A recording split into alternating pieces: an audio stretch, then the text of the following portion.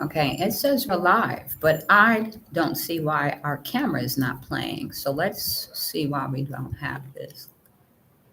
I hate when this happens. Let me see something. See, OBS.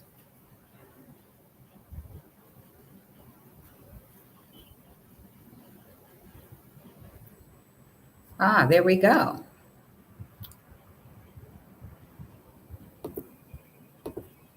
All right. Start a stream.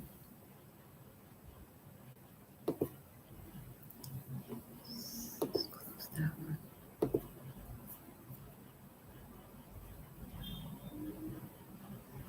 I don't know. It says we're live, but this camera's not showing. Yeah, So we're gonna because go back. that's 1 minute. Yeah. It says we're streaming, so we're gonna stream and see what happens. Okay. Okay.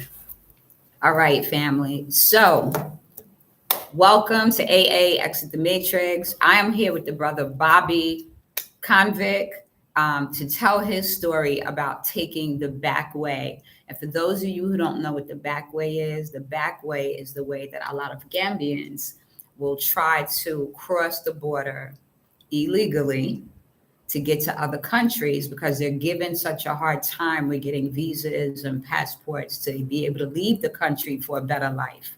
So I'm gonna let Bobby tell his story. Hey guys, thanks a lot. Thanks a lot, Aja, for the time. Yeah, and this is how it goes.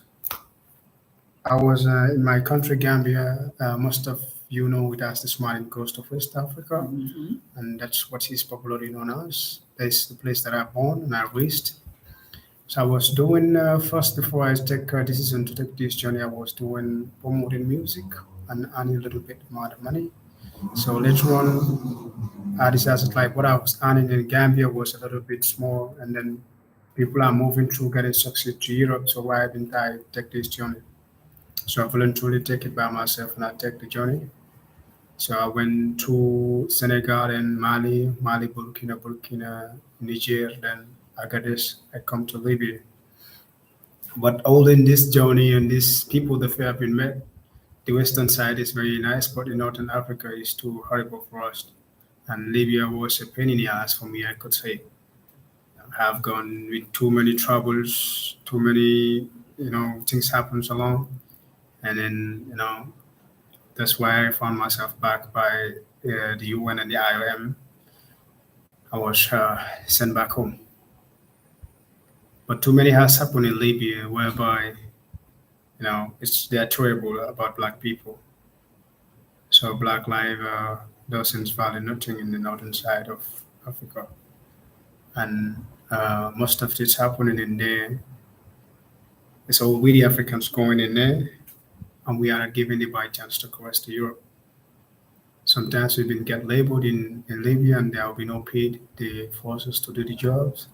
Some guys are used for sex slave, which doesn't make sense at all.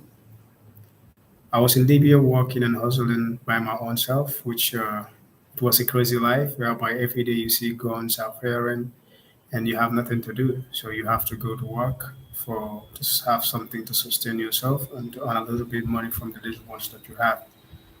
So you see people have been gone shot and on the journey going, cars used to tumble or somersault, I could say. And you see accident happen in the desert whereby people die, some get wounded, and there is no other vehicle that's going to pick them up, and rescue them and take them to Libya. Because the journey hence you take it, there's no other car which is behind for them to pick you up and take you where you're going. Sometimes you see cars that runs out of fuel on the road, and there is no other vehicle that's going to refuel it because any amount of barrel of fuel that you take is that's what's going to take you to your destinations. You don't have to lose fuel on the journey. And some drivers also they drive in a speedway. Sometimes the car catch on fire, and accident happen. So some people made it alive, some got dead. On the way going, when I reached to Libya, I passed through Gatun, which was a small city that we first passed through before getting into Sabah. So when we passed it was this middle of the day, and then we just made a relax for 30 minutes, and we got to Sabah. Sabah is the first capital city when you go by land into Libya. It's a big city whereby the mixture of white and black people staying in there. Most of these Chad people and Niger people are basically based in there. So I was staying in a place called Campuchori, whereby there's no petrol station, there's no peace. Every day you see gunfire, people get wounded, and it's the only place that we can stay to make freedom for ourselves to earn a little bit living in there. So when I was there, I make friends with some Gambians, some Senegalese, because we are all migrants. We want to go, so we have no choice. We have to unite to become as one family, as one Gambian. So on this, we cooperate with one Gambian, as one Gambian. We move together. We don't want to separate because whenever we separate, Libyan have us attacked and been beaten. They take all the cash that you have along, and you can get that back. So if we move in together in group, they don't mind. They don't have the mind to attack Gambians. That's why they always respect Gambians. If you tell them who are you, if they ask you who you are, you tell them I'm a Gambian. They said, those people are gabas. That's what they call it, Arabics. They are motherfuckers. So don't try, attacking them. So we always cooperate to be together so that no one is being separated and being attacked by the Libyans. Because whenever they see you moving, you are merchandise because they use you as money. They will kidnap you and take you to other hostages and sold you in there and make you out of money. So So basically, you're a slave. yeah, you're a slave. Even sometimes you get somebody who you've been sold to other prisons, and the person who will buy you will sold you to other prisons again. You know, And they're buying you and selling you to prisons. Just right. So it sounds like concentration camps, That's right. pretty much. Yeah, because in Libya, any person whom you know that you have power, you have guards or like people behind you. You always have prisons, alongside of your houses and your farm areas where you keep black people as slaves. Wow. Yeah. So whenever you kidnap, you put them there. If they pay money, some get out. If they don't pay money, they will stay there. And there So are guards for these there are places? guards. They have soldiers who are guarding, having no weapons. They have pickups, hillocks who are having carrying machine guns on top. And if you try to escape, they shoot you, die. So you have to patiently go to make the time for you to be freed and you move out. It is very stressful. And we I stayed there in Sabah, which was I could say the most dangerous place in Libya before you get into Tripoli. When I stayed here roughly to 6 7 months before moving because I have to hustle for myself to pay for my for the journey because I don't want money to meet me where am I. It's not good for me. I know what I left behind, so I have to hustle for myself as what as I do so that I can be where I want to be. On this, I make my enough money. Then I paid. It took me a long like 6 7 months before making it. So when I made this money, then I move on because I was selling petrol for one Libyan big mafia called Abu Saman. So I was selling for him petrol. Sometimes we buy this petrol early in the morning. What petrol station in Abu Kavel, which is on the other side when you move into Benwali. So it's a big place whereby black peoples are there. They based in like where I'm based, but that in that place is more populated. So every morning, early morning, I have to go there and bring like 300 to 400 gallons of petrol in a petrol station. So I have to hire some workers because I'm working for him, like 3 to 4 boys who will help me do this job. So one day going in a journey in life history, we went to buy this petrol. By the way, coming, we are walking on foot, following this car moving. A sniper on a rooftop just get one of my friends shot on the head. So, you know, I just feel blood split on my face, in my mouth, and then everybody run. I see him fall down. The driver run with the car, and I didn't know what to do next. So I have to come back and check him what's wrong, who shot him. So when I came back, I found that he's getting cold. He was shot. He's getting dead. Then I called, Abdul Salam and told him that I've been attacked on the road coming with the petrol driver. The driver had been run away, and they shot one of my friends, which was there. So on the base in the journey, we always have proper factory tags on our shirts. So we always put our family number, which a number that will never go off. We use that number to write it on that tag. so that whenever something happened, they can turn on the shirt and see the tag and call your family and tell them that, So just to be clear, Yeah. we talked about this before. When you have a tag on your clothes, like where the size and how to care for your clothes, you all use that like what we call a dog tag in the States. The military, they will have a chain and they have a silver thing on it, and you write that That's information right, yeah. so that if something happens to you, they know to call your family and let them know. Call someone. So on that, when it happened, I called him. He come with his convoy of his group of soldiers, and they came in there, surround the place, asked. So I said I couldn't find the one who did it, but I know that the person who shot it is on the rooftop of a house, whereby he seen us down walking on the street, and he shot us For no for reason. no reason. So this guy is dead, and I have to take my responsibility as the one who took him to that place to make the job. And I called the family and explained to them that he's dead. So that's happened. Then we come back, we take the body, take him to the desert to bury him, and come back and continue our business. Did you tell the family that he was shot? No, I didn't tell the family he was shot because if I tell them, it will be horrible for them. I tell them he was sick and then he's gone this morning. Yeah. Because in that place, it's not each and every single day you communicate with your family. It's like time to time, once in a week or twice in a week. It depends how you want to call your family. Because when you have a phone, they will see it on your hand. Anything you have good stuff, or memory card or flash drive, they pick it away from your hand. So you cannot have nothing good.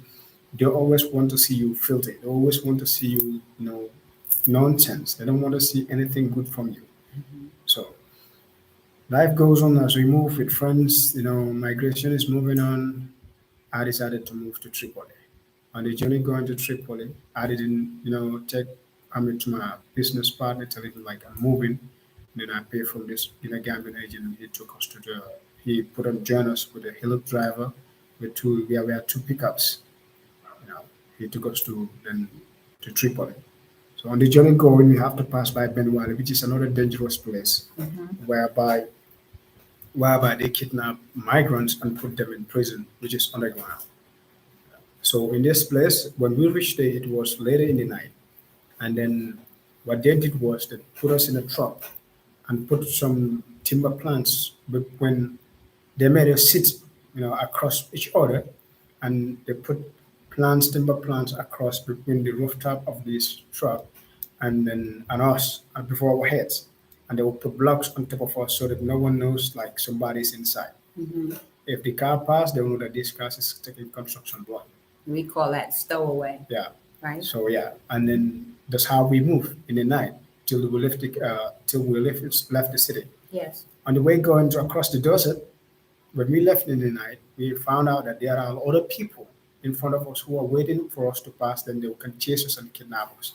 So the two drivers we have that picked us from Benwali and have to hand over us from the other guys that have to pick us from Tripoli and put us inside Tripoli are very intelligent. What they did is they have to switch off the car and we have to move behind the car and be pushing the car running so that they will know that there's a car running, there's no lights, there's no noise, that's in the middle of the night because this place is on the desert, it's storm.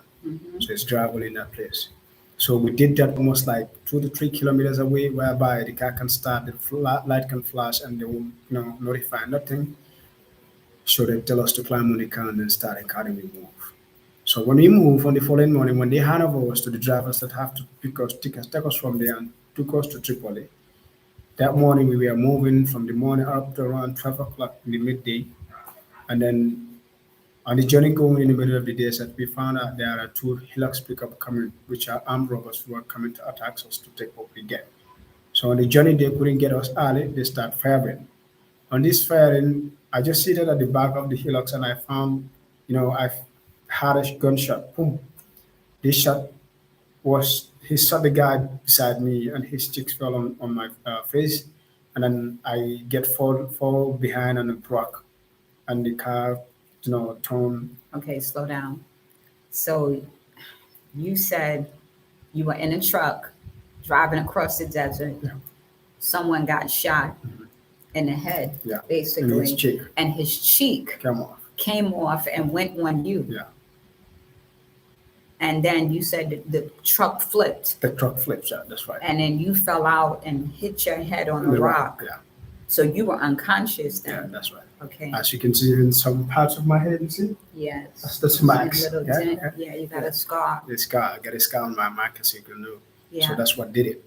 So when I wake up, I found out that there's a lot of bodies and the cars are burning, and this is an attack that happened. Some people are dead, some are wounded.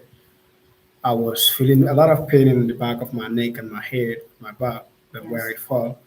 And I wasn't able to control myself. So when I sit for a while and I wake up, I see this guy and they join together and trying to move because they were hot. And then I decided to, when I feel like I'm comfortable, I can move on. I decided to came back to Benwali, where I passed working on food. Hmm. So in this desert, we pass whereby they normally have this street market. This, Arabs is a traditional system of them whereby this will come from here, this come here. They meet in the desert and exchange goods. So I met him there, and I begged one Libyan man a phone call to call Abdul Salam, the man I was working Working for in the for. suburb. Mhm. So he gave me the phone call and asked me what's wrong. I said, we have an accident on the road going. But I didn't tell him like it was an attack. So he gave me the phone. I called the man and he told me to try and find somebody who will take you to Sabah, to Benwali. Then I will find you there. I will pick you up from there and take you back to Sabah. And Benwala, you said, was a It's the dangerous. dangerous place. So when I tried this, and I get somebody who was coming back, and he dropped me back in the market. Then I talked with one. There's a guy who have the supermarket and restaurant inside. Mhm. And I talked with him. He gave me a phone call, and I called my boss and explained to him. He said, "Okay, he's on his way." He told that guy in Arabic that keep that guy safe. I don't want nothing to happen to him. Help him change his clothes and give him food whenever I come and settle you down. That guy was kind. He did that as nice. And lately in the night, the guy came in and picked me. So So just to be clear, Libyans are also Muslim? yeah, they are Muslim. Libyans are Muslim. So how, okay, I'm confused. How are they Muslims, but yet they see Muslims from West Africa and they're treating you like this? They don't know that. They don't get that respect. The only people that have that mind, that thinking mindset in them is most of the imams or some of the who feel so religious. Those who feel like this is what Islam talks about. We are all equal. We are all the same. We Yes. are all we all came from Adam. So those are the ones that understand that. But the rest they don't mind that. They feel like this is the world we live in. So whatever they do is the right thing for them. Okay. Okay. So then I went back. He picked me up and took me back to Shabbat. So I stayed there for like 2 months again. So trying to work with him again to make some cars to move on. So when I ready to move on, I tell him like I want to move because I don't want to stay keep here. My destination is to be in Europe. That he joined me in a convoy that is safe. That's one that brought me to Tripoli. So when I was coming into Tripoli, they're doing some system in it because in that place it's just like there's government working or there's law moving in that place. Mhm. So they don't want seeing people smuggle. So they always control the Johnsons and other corners like that. Yeah. So they have to put us laying inside a car, a small car, like almost a 10 of us, laying down in a four passengers car, and then we have to lay down and lay into each other, and they have to put this luggage and these cloths, all rags on top of us, so that whenever they reach a checkpoint, the driver can know that the police can know that this is laundry or some cruise clothes that is going to waste at the lowest bid. So he took us there. So when I reached to Tripoli in Greek Garas, there's a place they call Greek Garas. It's a very big place. So there is basically it's a base for migrants or black people who always come in there to stay there. So I was there, I came newly, then I met my friends that I was together in Sabah, and then we were cooperating. So one day in a while, I went to the internet cafe to make calls and communicate with my family. So one night was spoken with my family in the internet on Facebook, and then I saw this mafia guy called Gangster came in, and everybody went away. So when they run away, I didn't know what happened because I didn't know the guy. So while I was sitting in the internet, and then he called me. So I removed the headphone on my head and I go and meet him. I said, "Yeah, how are you doing, sir?" In Arabic. And he said, "You don't know me." I said, "No." Then he hit me the gun on the head and told me to kneel down.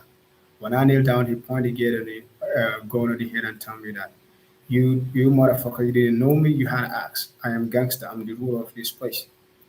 Understand? So when you see me, you run away or you lay down or you lay down on the floor. I said, well, I didn't know you because I didn't do nothing. He said, he's talking, I'm talking. So if I want to lost my life that day, so I have to keep shut to spare my life. So he, know that there's nothing to do with me. Then he let me go. Then I walk away. He told me to phone and run. But he hit you with the gun. Yeah, he hit me with the gun in the head. There were other people there as well. There's nobody. Everybody run away. Just him. Just him. So it was just the two of you. Yeah. So that's the day I know that he is the gangster. And then I went back. They told me that you don't know this guy. He's gangster. He don't negotiate. He's the one who control this place. So if you see him, you have to run away, or you hide, or you lay down, or you kneel down when he pass, and you walk away. So I didn't know that from him. I was just, doing my stuff in the internet. Then that day passed. Time goes on when it reached like, because I didn't spend much in Tripoli, when it reached like time for me to move on to Zabrata, where they normally push us to go to Italy, I paid to my agent, it's a Gambian, which his name is Mohammed Silla. So when I paid to him, he's the one who's responsible for us to be in Italy because when I pay for him 1,000 dinar, he's the one who have to take you to the seaside, then from the seaside they take you to Italy. Then you have to join the boat and take you to Italy. So on that time, when on journey going, we left Tripoli going to Zabrata, and one Johnson they take us in the farm, offload us there in the night. Then in the morning they have taxi have to come and start picking us one by one, and he have to put us at the back of the car, the trunk, and we have to be bent to each other. You have to lay down, bend into each other, and cross each other like somebody who's loading woods or something like that. Sound like sardines. Yeah, sardines. Like a can of Yeah, sardines. yeah, you know. And this have to drive like almost an hour or 45 minutes to reach where we're going. So when we reach where we're going, this was a place they call White House. It's a place that was built for the Navy. I met a lot of people there, which was almost like 15 to 20,000 people living in that place. But the place experience was they will lock you in the houses from morning to 10 o'clock. You come out, have your breakfast for less than a 30 minutes. Then later on, they locked you back till 2 o'clock. You have lunch and you win it back. And that lunch you have to provide it. In the place, nobody give you food, nobody give you water. And there is no place to work. Whenever you come in, you have to come with money. And it's the only Libyans that are doing business in the place. So nobody's allowed to do business. So when I came in, I found out that this is going to be very stressful. I can't be locking in the house from the whole night till 10 o'clock in the morning. Then I wake up, I have breakfast, and they lock me in back again till 12, 2 o'clock, 30 minutes again, I go in. That was horrible for me. And the money that I was having, I was feeding friends and feeding myself in it. So I decided to start selling food. I start making breads and yogurt and bread and macaroni, something like that, and people start to buy it. Each loaf of bread will cost half dinar, and start selling eggs. So that's what I decided to do till I have somebody who is supplying me this food stuff. So this guy his name is Ablati. It's one of a mafia brother there, and they allow him for him to be bringing goods and having a little bit money because he didn't do human trafficking. He isolated himself from human trafficking, but they allow him to be bringing good food stuff in the premises to sell food. So when he come, I told him like, if you can be bringing goods for me, I can be selling, and I give you back your money. He said no problem. So when he bring the first day, before we start, I calculate everything. I give him the money, and I take my market and sell and have my gain, my profit. So I started from this. So when I start moving on, I see like I'm making huge amount of money from this. So I tell him like I need a table to make like a shop. He agreed, and he wanted me help me with that. So I found out the money I'm having, anytime the Libyans can come and attack me from it, so I start, feeding Gambians and other migrants who are coming, who are close to me. Because they too need to be fed. There's no money with them, they broke, they lost money, some the Libyans took them, some drivers took them, and they can do nothing away from them. So I start feeding my close Gambian, my, little brothers, Gambian brothers who are in there, and other Senegalese and Guinea Conakry and other stuff who are close to my shop, who always be together, who we always be together in the same story with them. Because what I have, if I keep doing it, they can lose it. So it's better for me to give them food to eat it. It's better. So I keep in that. Then times goes on, I pay for my boat for me to go to. Times comes, we have to move in to Italy. When they fix the boat, our agent told us that they stole the money. I don't know how it's happened, and then he cannot push nobody to go to Italy. So we have to find money for ourselves in that place. So you all paid him, Yeah. and now he's telling you his money got Yeah. stolen. Yeah, But he still has an obligation to Yeah. you if he took your money. yeah. So he's trying to tell you his money got stolen. Oh well, so Yeah. you just stuck where you are. Yeah, where we are, and there's no money. There's no way you can have money in that place. There's no way you can have money. It's only the way you can have it is the way I'm doing it, and it's not like everybody's been allowed to sell in the place. And you sound like you're a leader. Yeah. You have a mindset to have every kind of That's right. leadership ability. That's right. You know. So when time goes on, I took responsibility of my younger brothers and my elder brothers, my relatives, country relatives, and all this, and everybody respect me. But they normally come on call me like Bobby Konvict or Akan, because they tell me that, and if I shave my hair, I always look like Akan. So Akon. Akon, I have to think for a second. Because your eyes, Yeah. I don't know if they can see your eyes, but your eyes are very light, like amber. Okay, I don't think Akon has that. all right, that's right. You have the advantage. That's for the ladies. All right. So when he told us that the money was stolen, Mhm. we have no choice. How can you go back a 2 days drive from Zabrata to Tripoli to go and meet him and told me that pay my money back? So that's so stressful. You are disappointed, and people are going to Italy every day. Everything's happening. So I decided to use the money that I'm doing for business to pay for myself to boat and go. So this is what I did. Anytime that people are going to have to pay for Barnamis, then I move out. So when I pay for Barnamis, I will look like somebody who is close to me who can do business very well, because it's not like I always be in the business line. When market come, I will take cigarette and some yogurt and move like patrolling, selling, and I leave somebody in the shop, which is Jarget, California, my younger brother, or Sirif, we call him Seymour. He was my twin brother. So in this sense of moving, um, I paid for myself, then I moved with one of my friends called Tuck. His name is Mohammed Wagi, but we call him Tuck Life because he always loved to play these two-pack easy. Mhm. So we were in the boat going, we are 120 people in the boat. And this boat are fiber boat. Whenever they pump them, it can burst at any time. It can start leaking. So we were moving in the journey coast till 1 o'clock midnight, almost in the middle of the sea, and we feel like the boat is leaking. And we have like two, three females in the middle of the boat. And when they notice that the boat is leaking, everybody starts shouting. So the captain tell everybody to be seated.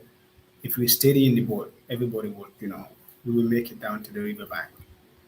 So some were quiet, some couldn't make it because they know that if the boat is leaking, so there is no way we can make it back home, back at this riverbank. So what they did is they have to put their hand, press it so hard where it is leaking, and the captain have to press the engine more for us to be safe. Right. So on the way coming back, when we see that there is light flashing at the seaside, when we come close, some things that, when they jump, they will be down in the sea. They will be down at the riverbank. They can swim the west. So they start, jumping In the dark. in the dark. And then I was, stuck, Steve, where I was sitting down.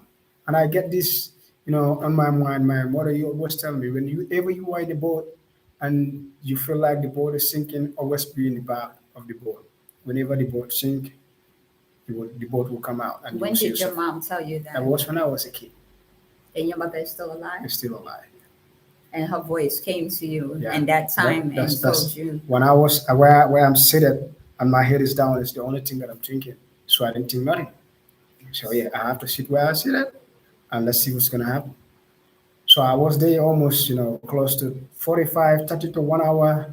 Then Chuck tell me, look, dude, we are down in the riverbank. It's better you jump down. I think it's time for us to come out. So when I come out, and we found like some people are, dead. These ones, just get sucked by water, and then Are there sharks Yeah, and out of sack. things in the So ocean? yeah, and in the following morning we found out all these dead bodies. Was not only one boat or two. Too many happened. Capsized in the sea. How was that? I can't even imagine trying to sit there and be calm and not move when everybody around you is panicking and screaming. You hearing people Yeah, drown, yeah, people you yeah, had developed a yeah, kind of relationship with on this journey. I can't even imagine yeah. that. So in the morning, we have to come out and rescue these dead bodies, find a way place to dig and bury them there. So when you come and you find out, some of the sharks have started eating them, and some their bodies swollen. You pick bodies from here to here. Almost like you say, close to 100 bodies because we were the one, but so the amount that make it was close to 13 people who were alive, and then that's how it's happened. So when I came back, I have to be patient because that's the journey. People are making it through, so I have to make it through. So I have to patient and start business back. Take my business from where I left it and give him a little bit chance to start for himself. Because in whatever I'm doing, I want to help my fellow Gambians to be strong. Yes. So if I bring market, I call all my close Gambian brothers and tell them that if you want to do business, I give the product you sell and you give me the cash, then you take the bonus. So just to be clear, you took this boat to cross the Mediterranean Sea, Yeah, but the boat started leaking, so y'all ended up having to go back. yeah, You didn't get to go across to Italy. So when you get back, you are back where you started, yeah, right? yeah. Okay. So I started my business back, and I have to do it. So I work in my business every day, day by day, day by day. So time goes on, I have to pay again, then join another boat to go. Mhm. So this time around, we were captured, and then they took us to a prison in Sabah, Spain. That was 720, they call it in Arabic, Sabah, Spain, I think. Yeah. So yeah. Mhm. So on this move, when they kidnapped us, they took us in there, they searched us, they took all of our money, and when they took us in the prison, they start raping these girls, you know taking girls away, and there are some gays who will come pick up some men, and they tell us if they've done from the ladies, they will take the men and they'll start using them for sex slave, and then I couldn't keep with that. So I said one of my a friend was in there. It's not a friend, but we meet on the journey. And then I told him his wife was very pregnant, heavily pregnant. I told him, look, it's better we broke the windows and escape this place. Your wife is pregnant. If this guy start using him for sex life, it's not gonna be good for you. And he said, no, he's not doing that. I said, all right. So I went to the toilet. I found out that these windows are not built strongly, and there's an iron pole in there. So I take the iron pole, put it in the edge, and prime it inside. Mhm. So the edge came out. I Right. used it on the other side, it came out. So the window came off. So I told him that I went back, seated quietly, and told him that I want you to tell your wife to use the toilet window and cross, then let him take the right hand side street and go straight to the seaside. We will be on his back. Whenever your wife left a minute, then you go to the toilet. You cross, you go straight by your right hand side and follow your wife. I will be like that. So whenever you move in, you have to tap your fellow friend and tell him that I'm moving. The toilet window has been broke, so we're using that as a escape place. Yes. So if I move 30 seconds, 1 minute, then you follow, you check it. So this is how we did it. And nobody noticed that you guys weren't coming back. Yeah. So when we get to the riverside at the beach, we had that gunshot sound. They start firing because they noticed that some migrants are escaping. Yes. So when they came, they found out that the window was broken. By then we were in the sea. So when he find out like they're patrolling, searching for these people who escaped with cars and firing guns, we got into the water halfway from our neck. Then whenever we see the car coming close to us come from the water, then we dip ourselves inside and walk through the water. So whenever they move, then we come out and keep the beach walking till we reach White House. So when we reach White House, they find out that yeah, we the one that accept, the rest are in there. And you have to start another fresh journey because there is no one who will pay for your money. When you get to White House, Who push you, who is responsible for you to go to Europe. so this is why you telling your story is so important because it's not just his story. Yeah.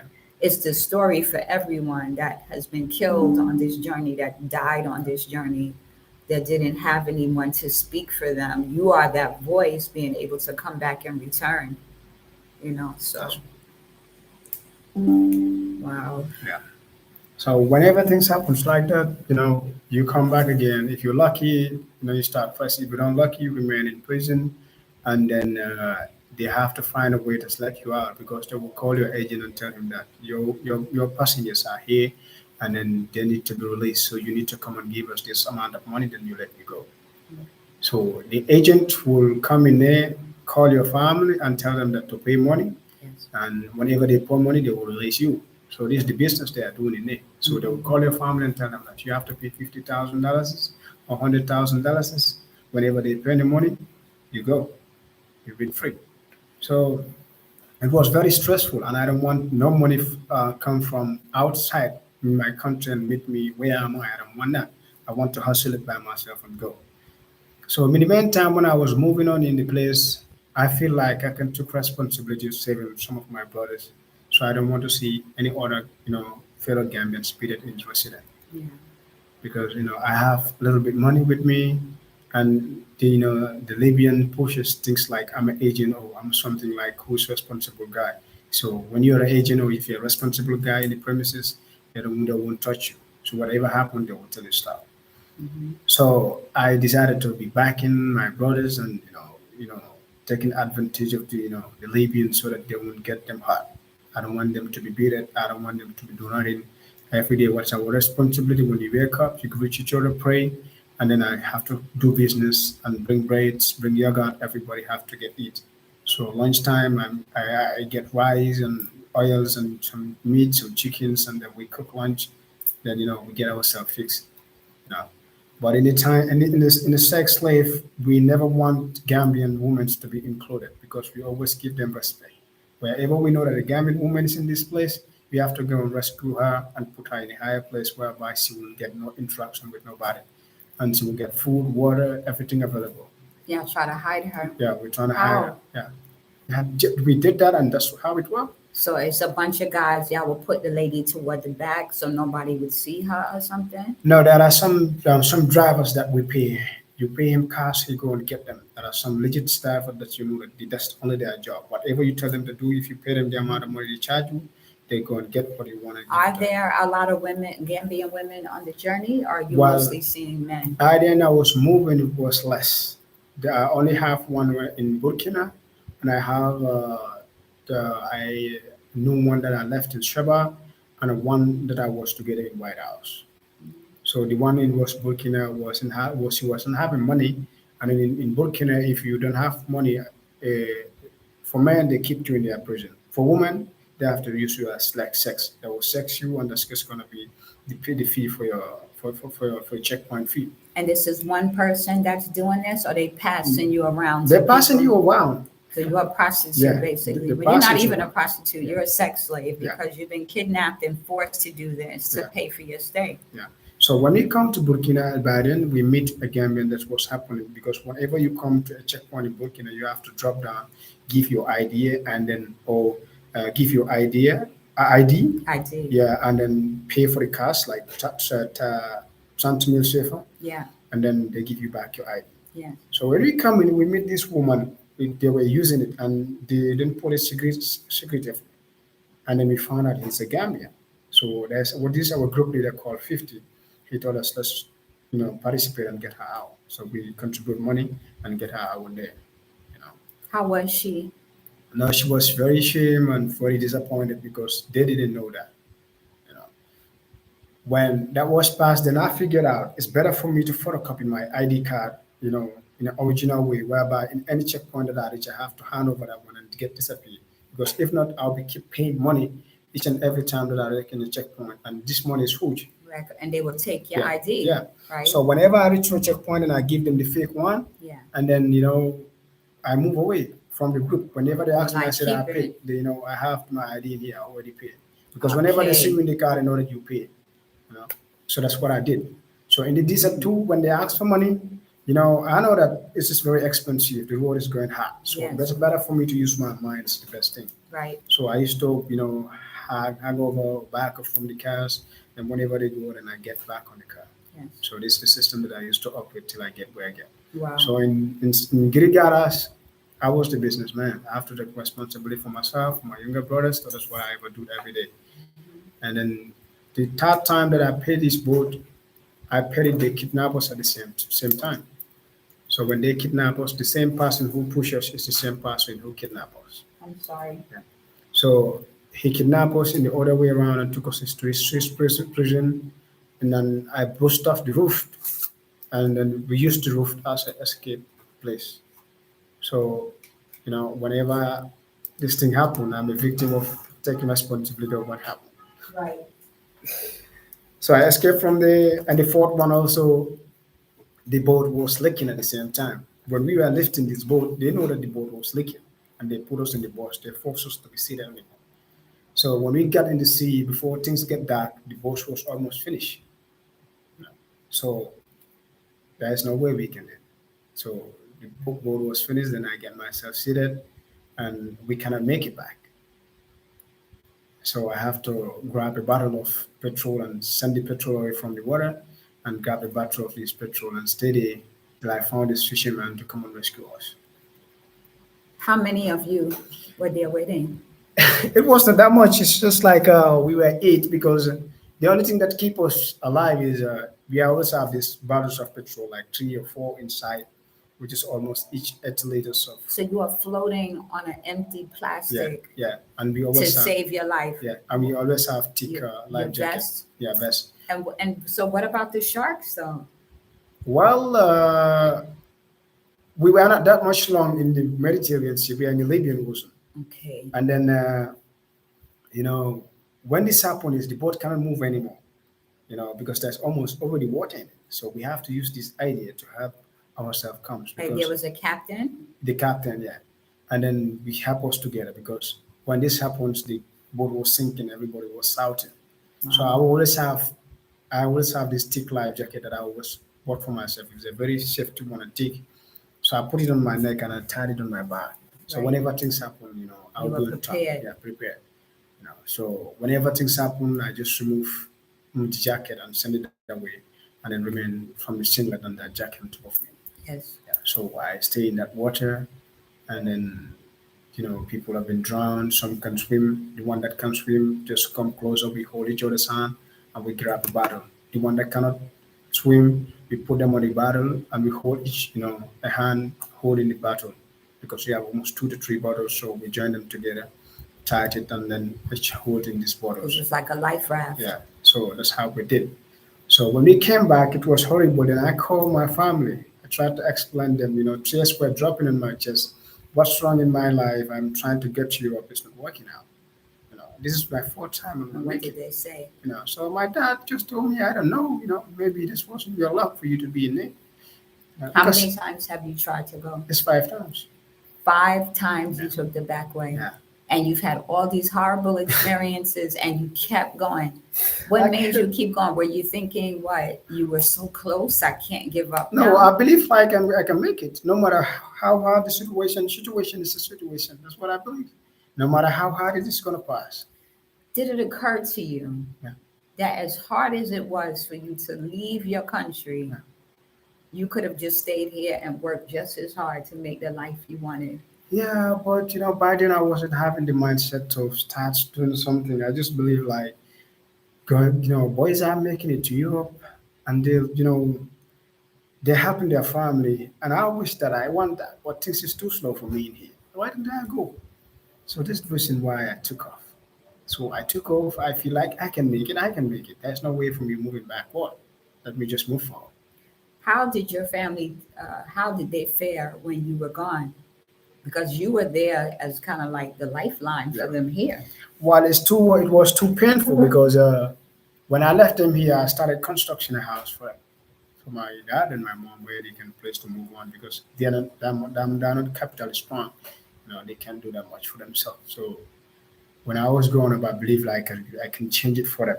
Yeah. That's my wish is to help them get them the standard life they want and get them whatever they want to. Mhm. So I was just doing working in a hotel, and I get this connection of this upcoming artist, and I tell them like, I can organize a show.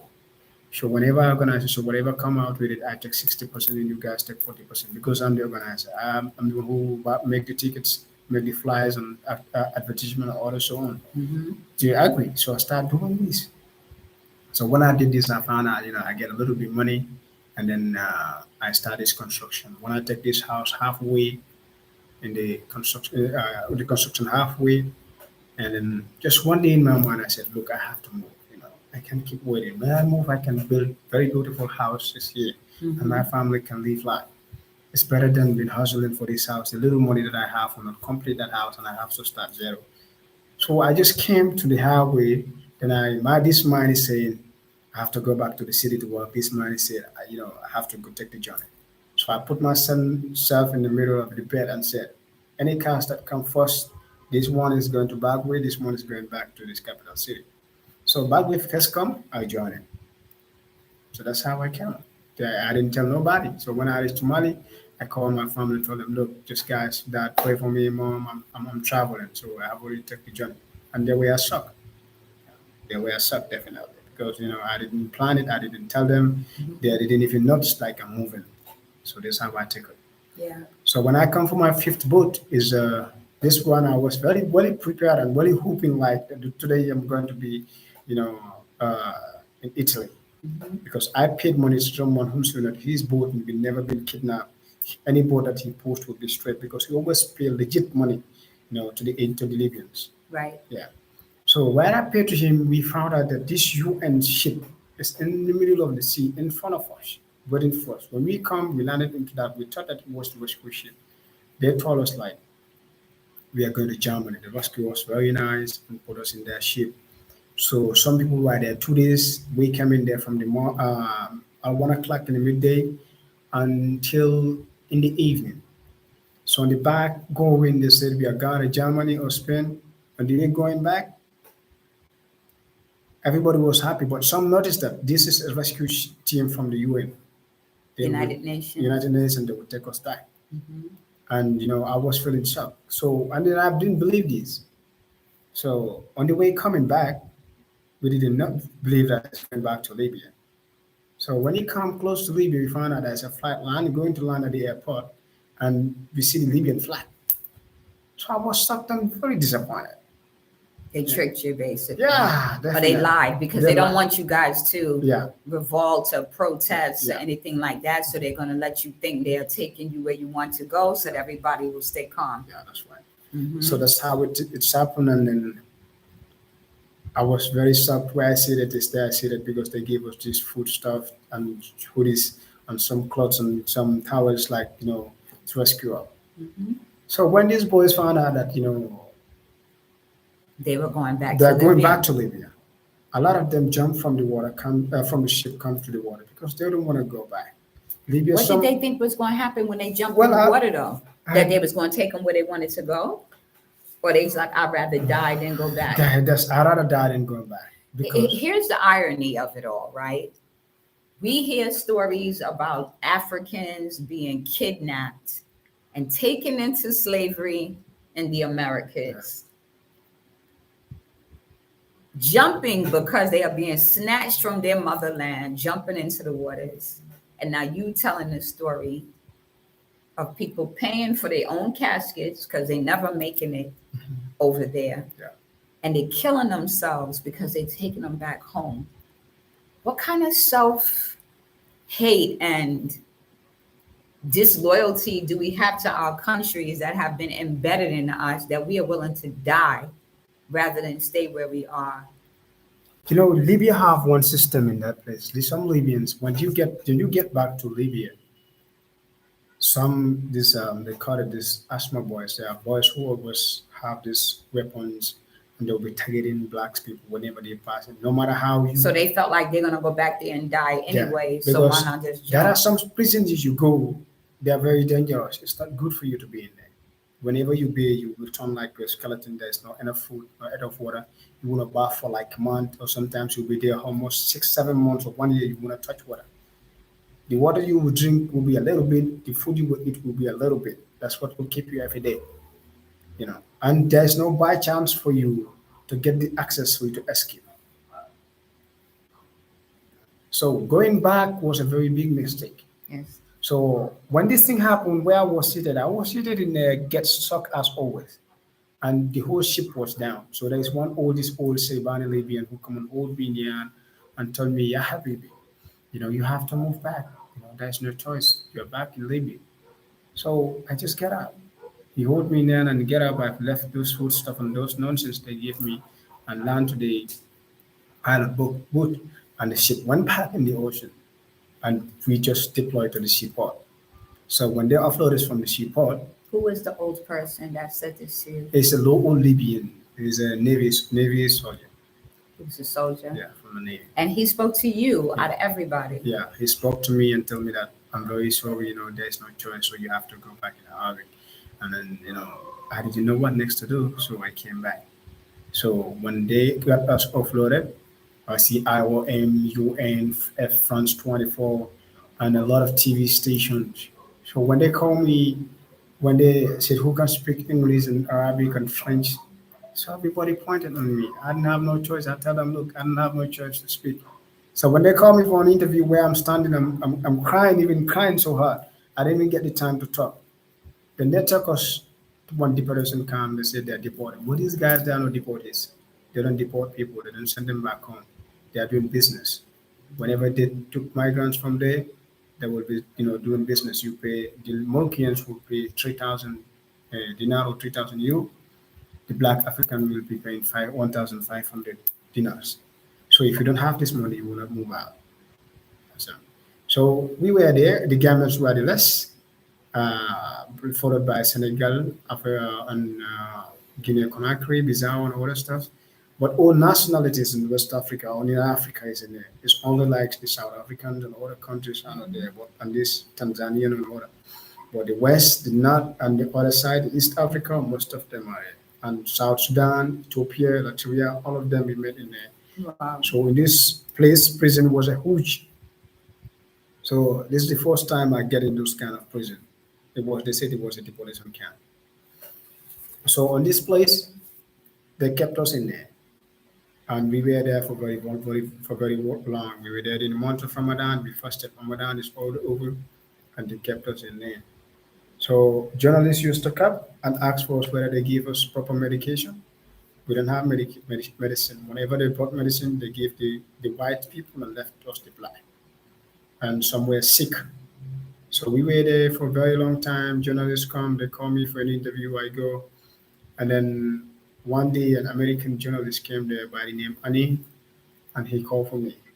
When he called me, I went into the office and she told me that I want you to tell me exactly what's happening here because I was the only one speaking English in there. I was the one representing English speaking countries. So Arabs will be there representing themselves. So when I got there, I was wearing nowhere. I was not wearing a shirt. I was only wearing a shirt, and then I got in there. So in my mind, like I have to pretend and tell this woman the reality, whatever's happening here. So when she asked me, I explained to her each and every single bit. We don't have enough food, no water.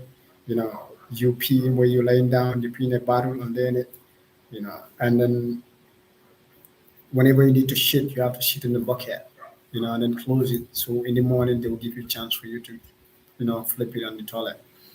So we were there. This journalist come and ask for me, and I tell him the truth. So she give me $10 and telling me that I want you to use this as a sample. And then I say, give me a camera button, I put it on my chest. So whenever something is happening, I can get it pressed and sit where I sit at and face the incident what's happening. So I did it like that. So I did this, she gave me the $10 and I went back. On the way coming back, there was a Libyan who saw the time she was giving me this $10. She asked for that. I gave it to him, but he didn't see the camera. So when I went back, I wear my shirt and I stick this inside my shirt and made a little hole outside. So whenever they start to beat us, each two cuts in the night before we sleep, I put it on. So the following morning, this thing happened. So the following day, she came back and told me that you guys will be out in a week. And I promise you, believe me, and I see whatever is happening. So in a week on Friday night, they sent some boys, you know, these young Libyans to come there. When they come, they attack the place, and they send an RPG on the fence, and the fence get fall down. So they start firing each other, and we are in deep in the prison. Bullets are passing to our head. So everybody was shouting and screaming. And before morning time, they stopped the firing and said that they start saying that they were asking for money and we settled them. So Saturday night, they sent the big guys. Those big guys came in from Friday morning around 6 o'clock till 9 o'clock or 8 to 9 o'clock. They are firing, and the big guys won the one who were keeping us as slaves, as prisoners, Mm-hmm. and they get us out. So when they get us out, they came back again for the interview. I explained each and everything that was happening, and they got us back to Trek where they is close to in Medina, airport. It's close to the airport, behind the airport. So they told us that here's the main deportation camp for UN, is their main base. So whenever they take you out, this here they bring you, and anyhow you enter here, you are going home. There's no way you coming going out. So in that place, I never wanted to go home. And no matter how the situation is, just let them keep me in there. I will buy time to move out. You know, but it was very horrible. So we were there for the 7 Gambians. We don't want to go home. Babe, I gotta stop you here. So you said this place was so horrible, but there was still a part of you that was willing to stay there Yeah, rather than to go yeah, back. rather than go back. We were 47 Gambians. We never wanted to go back. So two passed away for the long being in the prison because they were sick. There's no proper medicine, and then they couldn't able to make it. They were totally weak. So when we spent 7 months in this prison because you don't want to go back, and everybody was crying because we lose a very good boys who are a part of us. And I used to have this journalist from Cairo named Beltru who always come close to me, sit down. Whenever I'm writing my story, saying my story, she's writing. And she was the close friend of mine. And this deportation camp hall was very hot. So one day I tell him that, would you mind just request for us an easy or fun from you, and at least let's have a little bit air inside. So she did that, and we have breeze inside. And then we were the embassy upon embassy came there, register their people and send them back home, but we never wanted to go back. Whenever ambassador come, nobody will come out to register himself. So time goes on, they found out like, I'm a very stubborn guy, and then, I'm intelligent. So UN start using me for registering their migrants in any way they want. They have, migrants to send back home. So I would used to then move with them. It's not like white, but they use these Libyans, who were, very wise, and they use those ones to operate their business, and those people will be going from prison to register and send them back home. So I'll be going there to register Gambian, and some these Senegalese who want to come back because Senegalese ambassador was in there who will take responsibilities for their people. Mhm. you know.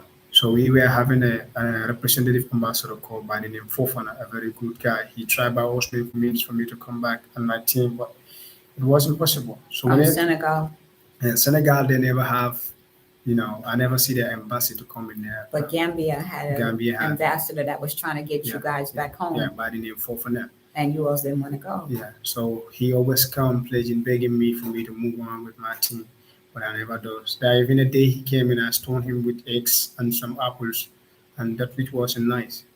So when you find out, like, I was doing this for IOM, UN, registering this migrant for them, having interview with them, and for them to move on, and giving them phone for them to call their family and tell Yeah. them, like, be on a plan, like in a week we'll come back, or like 2 3 days time we'll come back home. So they are deporting us. Hmm. So on this base, whenever they're deporting you, they tell you that, there is something, there's a gift from us that you guys should be receiving from, country when you land there, which will be $1,500. Yeah. So everybody have this in their mindset. So whenever you go back to your home country, you believe that you will have this because there was a time there's a British journalist that came in and she was asking question, asking like each and every person, how much did you put money in the journey from where you came from up to where you're going. People were talking about $5,000, $6,000, $10,000, which is, though some have paid a lot of money based on their trip, prison, Yeah. problem and other stuff and the like. But for me, whenever this happen, I have to find a way to get out because it's not helping me out. Paying money wasn't helping me out. You know.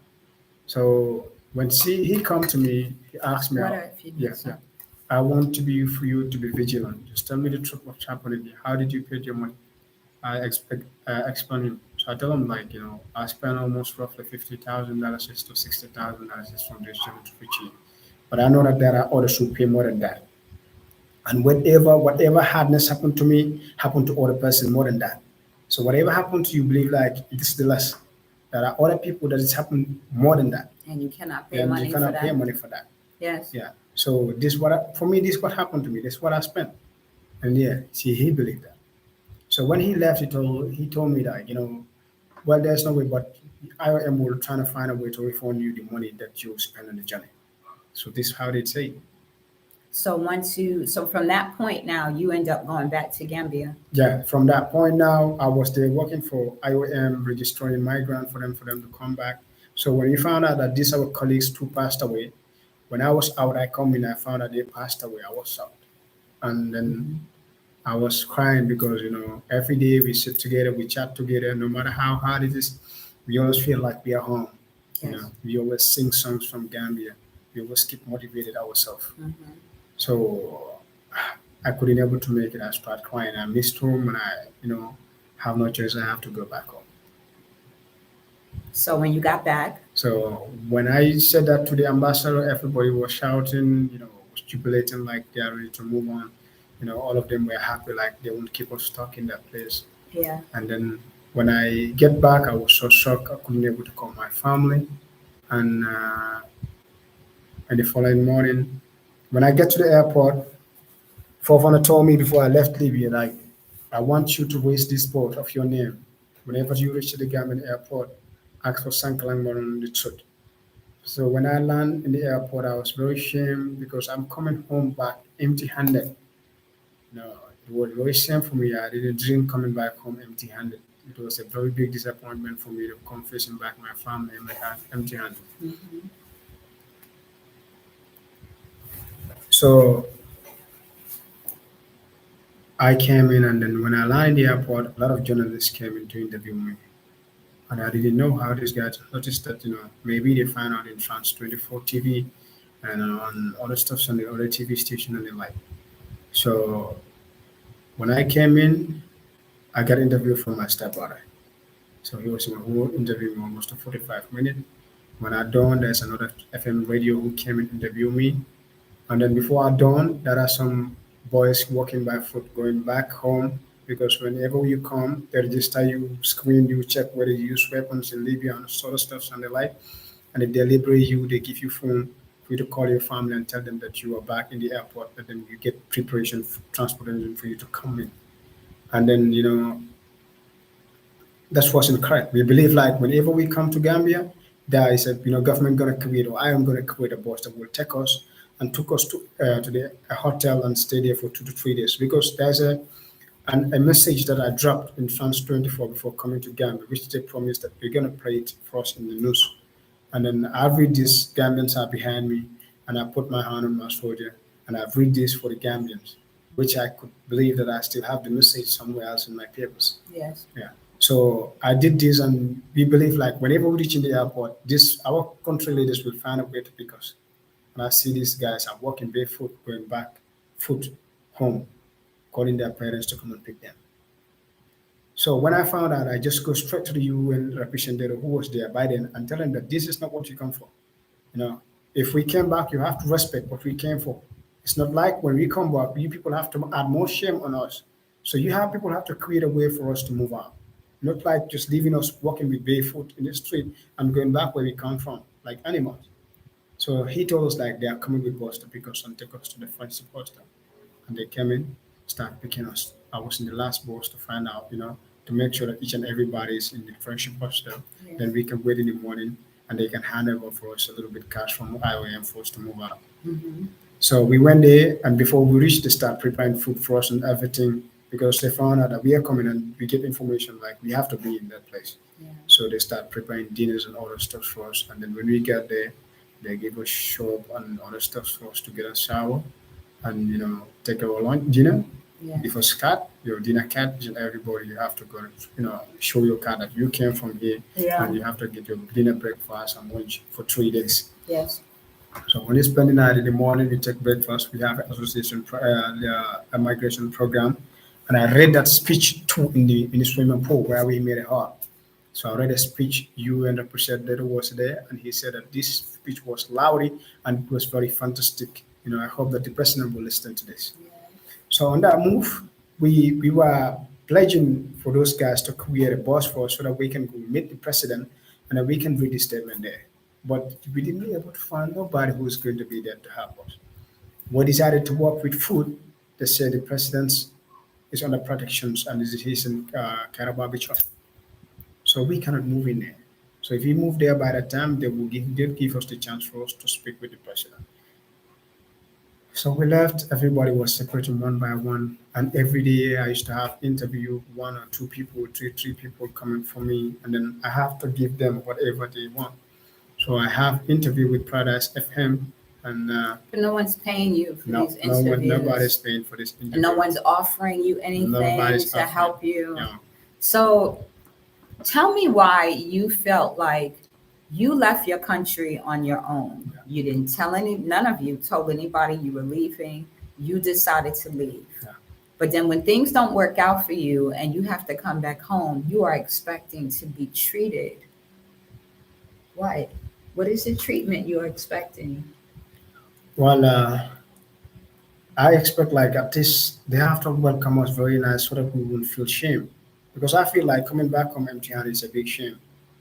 But that was your choice. Yes. Why does the government owe you anything when you decided to leave? But we are citizens. We are not taking the journey to go to Europe like migrants or like But you newborn. took the journey Yeah. illegally. That's right, yeah.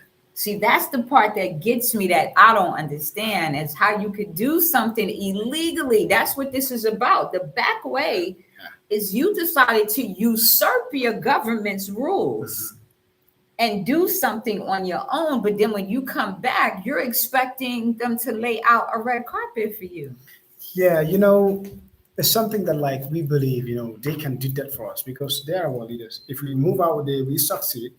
When you come, we're coming back with something. Some people will become like, people rich and they can offer to create some company works and other stuff and the like and create job opportunities for one or two people or three people, which will make sense to the nation. And they will pay tax. Wow. Understand? So whenever we coming back, doesn't mean like they came from the gutters or they came from other people. Everybody knows how that journey is. So whenever your citizens or your youths are coming back, it's better for you to welcome them and show them that, hence they are going for the best thing. It's not like there's nothing in our country. No, there's nothing. Because we couldn't able to get the kind of job that we want. Yeah. That's the reason why we moved. We couldn't get satisfied. But you came back. Yeah. And you're doing better now Yeah. than you did before you left. That's right. So explain that. Well, right now when I left, I learned that before travel, what's the most important in this life is being skillful or having something that's generate money for you. So when I came back, I decided like all these, interview program stuffs, I have to put them in one place because it doesn't want nothing in here.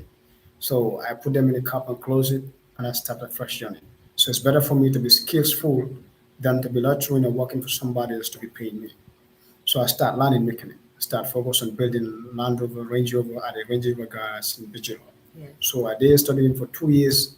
So I decided to liberate myself, and I move on study, learning painting. So right now I own myself, I work for myself, and I have a lot of people I'm training. So I'm doing painting. Every day I wake up, I go for my own job and I do my paint work. So that's what I do. And I earn more money today than yesterday.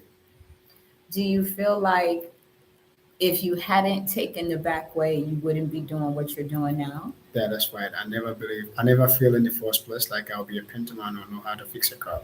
Wow. This is so powerful. It really is. I think if you could tell the young people of Gambia anything, what would you tell them? I always motivate them. I always tell them like this, this everyday telling about we want to go to Babylon, we want to go to Europe. It doesn't make sense. It's better for you to learn skills. Within 2 to 3 years, when you Be open your mind, patient. you be patient. It's not long. It's just better if you have the job or somebody training you. It's not long. Yeah. Just focus on the job. 1 year, 6 months, you can do things for yourself. So it's better. It's just on the age that you want to put yourself, or on your age group that you are growing and how you are. So you need to learn skills in the first place before if you cannot go to schools, I will go to learn skills. So this is what I believe. So that's what I focus in my mind, like what is the best job that's going on right now in the Gambia, or what is the major thing that's moving now? It's either mechanic or painting or construction. Okay. So I So focus you on, keep up with the yeah, trends. What is not just a trend, but really about what skills are most needed at the time yeah, and can bring you money. I think the problem is that people are looking at Babylon, the Matrix, mhm, Europe, and they are thinking about fast money, right? yeah, And everybody knows fast money come fast, but it go fast that's too. right. Yeah, You want the kind of money that you can build a foundation on, that you can create legacies for future generations. That's the kind of money you're making now. yeah, I am so sorry that you had to have that kind of experience only for you to find out your greatness. Because on that journey, you found out you were always a businessman, you were a leader, you're an advocate, you had more courage than you knew. You probably were stronger than you ever thought you were, that's why. Yeah. right? So, how do you feel about water now? Pardon? How do you feel about water, being in the ocean? What I'm not, I'm not even thinking about taking the journey. Like, sometimes when I feel like I'm stressed or I'm lonely, it comes to my mind to read back my mind of what happened in the journey.